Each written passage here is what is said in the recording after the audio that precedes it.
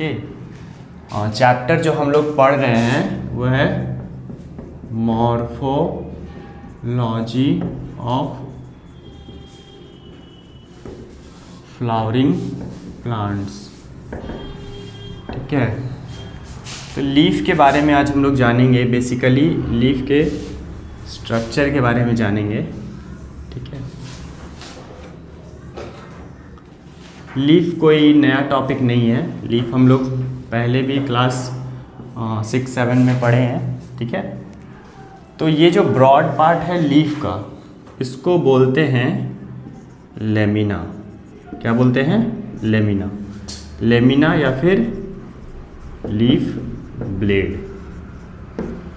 ये जो मार्जिन है इसको बोलते हैं लीफ मार्जिन। ये जो एंडिंग पार्ट है इसको बोलते हैं एपेक्स। जो मिडिल पार्ट है ये वेन, इसको बोलते हैं मिडरिब। ओके, ये जो साइड में जो वेन्स है इसको बोलते हैं कॉमनली वेन्स। और ये जो पार्ट है जो किसी स्टेम से अटैच रहता है इसको बोलते हैं पेटियोल।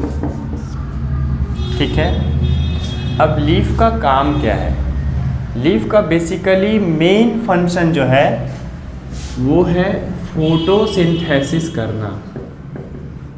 ठीक है, फोटोसिंथेसिस यानी कि जो कार्बन डाइऑक्साइड है जो हमें मिलता है एटमॉस्फेयर से, और वाटर जो मिलता है सॉइल से, साथ ही सन से मिलता है सनलाइट, और लीफ में प्रेजेंट रहता है क्लोरोफिल। ठीक है, carbon dioxide and hydrogen, sunlight and chlorophyll, they make the process of photosynthesis in which formation of glucose takes place and oxygen is released। ठीक है, तो मेन पर्पस लीफ का यही है, फोटोसिंथेसिस करना। ठीक है, अब फोटोसिंथेसिस करने में कौन सा सेल ऑर्गेनेल यूज होता है? तो जो सेल ऑर्गेनेल यूज होता है उसका नाम है प्लास्टिड। कौन सा प्लास्टिड यूज होता है? क्लोरोप्लास्ट। और क्लोरोप्लास्ट में ही प्रेजेंट होता है क्लोरोफिल। ठीक है, जो कि एक ग्रीन पिगमेंट है। और ये क्या करता है? ये सनलाइट को एब्जॉर्ब कर लेता है। ठीक है, सनलाइट को एब्जॉर्ब करता है और जो सनलाइट में जो एनर्जी होता है उसको कन्वर्ट कर देता है फूड में। किस में कन्वर्ट कर देता है? फूड में। ठीक है, तो आज हम लोग पढ़ेंगे कि लीव्स के क्या क्या फंक्शन है। तो बेसिकली सबसे इम्पॉर्टेंट फंक्शन है लीफ का फोटोसिंथेसिस करना। इसके अलावा जब प्लांट के पास वेस्ट मटेरियल जनरेट होता है, ठीक है, जब प्लांट अपना वेस्ट मटेरियल जनरेट करता है तो उसके पास एक्सक्रीट करने का और कोई मीडियम नहीं है। एक्सक्रीट करने का उसका जो मीडियम है वो है एक ट्रांसपीरेशन। क्या है? ट्रांसपीरेशन। ट्रांसपीरेशन से ये क्या करता है कि जो एक्सेस वाटर है, ठीक है, एक्सेस वाटर चला जाता है बाहर। कैसे चला जाता है बाहर? Through stomata. कैसे चला जाता है बाहर? Through stomata.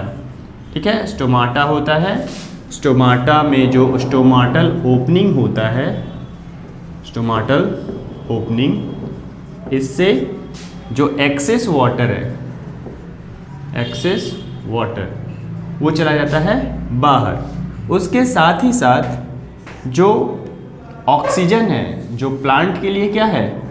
Waste product. Plant के लिए क्या है? Waste product. ठीक है, तो वो भी रिलीज हो जाता है। ठीक है, तो प्लांट के लिए जो एक्सेस वाटर है वो भी वेस्ट प्रोडक्ट है और ऑक्सीजन भी वेस्ट प्रोडक्ट है। ठीक है, साथ ही साथ जो कुछ केमिकल्स होते हैं जो प्लांट्स अदरवाइज एक्सक्रीट नहीं करते हैं, वो डिपॉजिट हो जाते हैं किस में? लीफ में। किस में डिपॉजिट हो जाते हैं? लीफ में। और जब प्लांट अपने लीव्स को शेड करता है, ठीक है, शेडिंग ऑफ लीव्स, जब भी शेड करे, जैसे जो प्लांट्स बिलोंग करते हैं डिसीडियस फॉरेस्ट के, मतलब कि उनका जो लीव्स होता है वो एक पर्टिकुलर सीजन में गिरता है, ठीक है, फॉल करता है, ठीक है, पर्टिकुलर सीजन में फॉल करता है, वैसे ट्रीज़ को बोला जाता है डिसीडियस ट्रीज़। और जो भी प्लांट का कोई फिक्स सीज़न नहीं रहता है, वैसे प्लांट्स बिलोंग करते हैं एवरग्रीन फॉरेस्ट से। तो हमारे आसपास जो मोस्ट ऑफ द ट्रीज़ हैं वो बिलोंग करते हैं डिसीडियस फॉरेस्ट्स ट्रीज़ से, ठीक है। तो जब ये लीव्स फॉल करते हैं तो इनके अंदर कुछ वेस्ट मटेरियल भी होता है जो डिपॉजिट हो जाता है, और इस तरह से ये वेस्ट रिमूवल का भी काम करते हैं। किसका काम करते हैं? Waste removal. Thank you. अगले टॉपिक के लिए हम लोग मिलेंगे।